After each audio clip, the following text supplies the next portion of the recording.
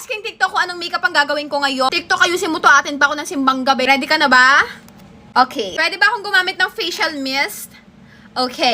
Pwede ba akong mag-apply ng primer?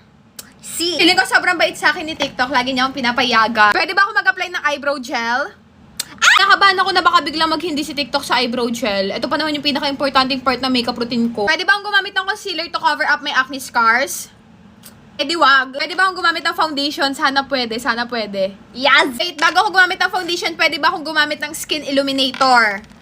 Yes! Absolutely! Pwedeng pwede daw. Ga-apply na rin ako ng foundation. Next, pwede ba akong gumamit ng liquid blush? Grabe ka naman makapag-noy! Cream blush, pwede ba akong gumamit ng cream blush? Thank you. I think gusto lang ni TikTok na gumamit ako ng ibang products ngayon. Mag-apply na ako ng blush ngayon, pwede ba akong gumamit ng cream bronzer? Yes! Kunti lang din yung ilalagay kong bronzer ngayon. Next is concealer. Pwede ba ako mag-apply ng liquid concealer? Maybe. Ano gagawin ko sa maybe? Okay, kung ayaw mo yun, pwede ba ako mag-apply ng stick concealer?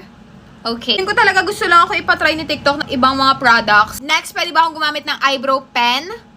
No! Okay, pwede ba akong gumamit ng eyebrow pencil? Absolutely. Alam ulit ako gagamit ng eyebrow pencil kasi usually ang ginagamit ko na talaga is eyebrow pen. Next, pwede ko malinisan yung kilay ko gamit ang concealer? Yes. Ikutob ako na maganda naman ang kalalabasan nito. Biblend ko na rin muna tong aking concealer. Okay, concealer is blended kaso lang hindi na magkakasya yung aking time so go to part 2.